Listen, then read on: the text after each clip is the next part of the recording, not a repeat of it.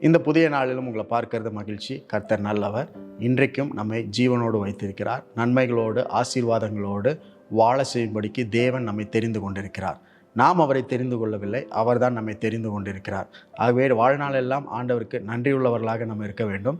அநேகரை தெரிந்து கொள்ளாதவர் நம்மை தெரிந்து கொண்டிருக்காருனா கண்டிப்பாக நம்மளுக்கு ஒரு நோக்கம் இருக்கிறது. அந்த நோக்கத்தை உங்கள் மூலமாக பரிசுத்த ஆவியானுடைய துணையினால் அவர் நிறைவேற்றி முடிப்பார். உங்கள் வாழ்க்கையில் நோக்கமே இல்லைன்னு நீங்கள் எண்ணாதீங்க. உங்கள் வாழ்க்கையில் ஒரு பர்பஸே இல்லை அப்படின்னு சொல்லி யோசிக்காதீங்க. அப்படி யோசிச்சிருந்தீங்கன்னா ஆண்டவர்கிட்ட மன்னிப்பு கேளுங்க. ஏனென்றால் ஆண்டவர் தான் ஒரு பெரிய நோக்கத்திற்காக உங்களை தெரிந்தெடுத்திருக்கிறார். இன்றைக்கான வசனத்திற்கு போகலாம். மத்தேயு 27 அதிகாரம் 21, 22 வசனங்கள். தேசாதிபதி ஜனங்களை நோக்கி, இவ்விருவரில் எவனை நான் உங்களுக்கு விடுதலையாக்க வேண்டும் என்று கேட்டான். அதற்கு அவர்கள் பரபாசை என்றார்கள். பிலாத்து அவர்களை நோக்கி, அப்படியானால் கிறிஸ்து எனப்பட்ட இயேசுவை நான் என்ன செய்ய வேண்டும் என்று கேட்டான். அவனை சிலுவையில் அறைய வேண்டும் என்று எல்லோரும் சொன்னார்கள். Do you know that Jesus is our substitute? இந்த சப்ஸ்டிடியூட்ன்ற வார்த்தையை நீங்கள் கேள்விப்பட்டிருக்கிறீங்களா? ஸ்கூலில் படிக்கும்போதே ஏதாவது ஒரு டீச்சர் ஆப்செண்ட்டாக இருக்கிறாங்க, வரல அப்படின்னா அவங்களுக்கு பதிலாக இன்னொரு டீச்சர் வருவாங்க. அவங்களுக்கு பேர் சப்ஸ்டிடியூட் டீச்சர், மாற்று ஆசிரியர் அப்படின்னு சொல்லலாம். இவர்களுக்கு பதிலாக இன்னொருவர் அப்படின்னு சொல்லலாம். அப்படித்தான் இயேசு கிறிஸ்துவும் நமக்கு மாற்றாக நம்முடைய இடத்தை அவர் எடுத்துக்கொண்டார். அவருடைய இடத்தை நமக்கு கொடுத்தார். இங்கே 2 மனிதர்களை பார்க்குறோம். பரபாஸ், இயேசு கிறிஸ்து. பரபாஸ் என்றவன் கொலைபாதகன், அநியாயம் அக்கிரமம் செய்து சிறைச்சாலையில் அடைக்கப்பட்டிருக்கிறான். அடுத்தது அவனுக்கு மரண தண்டனை நியமிக்கப்பட்டிருக்கிறது. ஆனால் இயேசுவோ ஒரு பாவம் அறியாதவர். இப்பொழுது இயேசுவை சிலுவையில் அறையணும்னு சொல்லி மக்களுடைய கோஷம் எங்கே பார்த்தாலும் எழும்பிக் கொண்டே இருக்கிறது.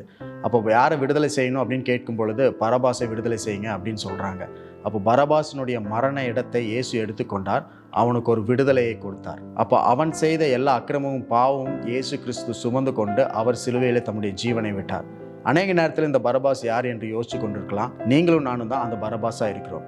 அநேக நேரத்தில் நம்முடைய பாவங்கள், நம்முடைய மீறுதல்கள், நம்முடைய அக்கிரமங்கள் இவைகள் எல்லாம் தேவனை விட்டு தூரமாக நம்மை பிரித்திருக்கிறது. ஆனால் ஒரு நல்ல விஷயம் என்னன்னா, Jesus came as a substitute. இயேசு கிறிஸ்து நமக்கு மாற்று நபராக வந்தார். நம்முடைய இடத்தை மாற்றி அவருடைய இடத்தை நம்மளுக்கு கொடுத்து நம்முடைய இடத்தை அவர் எடுத்துக்கொண்டு எல்லாவற்றையும் ஜெயமாக ஆசீர்வாதமாக நம்முடைய கைகளை கொடுத்திருக்கிறார். எப்படி இயேசு கிறிஸ்து பரபாசனுடைய இடத்தை எடுத்துக்கொண்டு அவனுடைய மரணத்தை இவர் பெற்றுக்கொண்டார், அவனுடைய தண்டனையை இவர் பெற்றுக்கொண்டார், அவனுக்கு வருகிற எல்லா துன்பங்களையும் இயேசு பெற்றுக்கொண்டு அவனை விடுதலை செய்தது போல நம்ம எந்த சூழ்நிலையெல்லாம் ஃபேஸ் பண்ணுறோமோ அவைகள் எல்லாவற்றையும் இயேசு எடுத்துக்கொண்டார் அப்படின்றத நம்ம விசுவாசிக்கணும். நம்முடைய இடத்திற்கு பதிலாக மாற்று இடமாக தேவனுடைய இடத்தை நம்மளுக்கு கொடுத்து நம்முடைய இடத்தை அவர் எடுத்துக்கொண்டார். இயேசு நமக்காக வந்த மாற்று நபராய் இருக்கிறார். அவர் நம்முடைய இடத்தை மாற்றி இருக்கிறார். அவர் நம்முடைய சூழ்நிலையை மாற்றி இருக்கிறார்.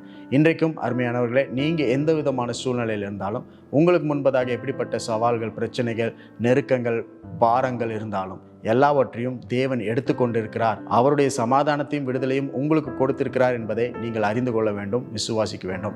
ஸோ எப்போல்லாம் நீங்கள் பிரச்சனைகளை சந்திக்கிறீங்களோ அதற்கு சப்ஸ்டிடியூட் இயேசு இருக்கிறார் அப்படின்றத நீங்கள் மறக்கக்கூடாது. எப்படி ஸ்கூலில் ஒரு சப்ஸ்டிடியூட் டீச்சர் வராங்களோ அந்த மாதிரி நம்முடைய இடத்திற்கு சப்ஸ்டிடியூட்டாக இயேசு வந்திருக்கிறார். அவர் எல்லா நாளும் நம்மளோடு கூட இருக்கிறார். இன்னைக்கு மட்டும் கிடையாது, எதிர்காலத்தில் வாழ்நாள் முழுவதும் எந்தெந்த சூழ்நிலைகள் நம்ம எதிர்கொண்டாலும் நமக்கு சப்ஸ்டிடியூட்டாக இயேசு இருக்கிறார் அப்படின்றத நம்ம மறக்கக்கூடாது. இன்றைய தினத்திலையும் நம்முடைய சூழ்நிலைகள் எல்லாவற்றையும் அவரிடத்துல கொடுப்போம். அவருடைய நிலையை நாம் எடுத்துக்கொள்வோம். அவருடைய சமாதானம், அவருடைய நுகம், அவருடைய பாரம், அவருடைய அக்கறை, அவருடைய இரக்கம், அவருடைய கிருபைகள் எல்லாவற்றையும் நாம் பெற்றுக்கொள்வோம். இன்றைக்கும் அப்படிப்பட்ட ஒரு மாற்று நாளாக தேவன் நம்மளுக்கு கொடுத்திருக்கிறார். அதற்காக நன்றி செலுத்துவோம்.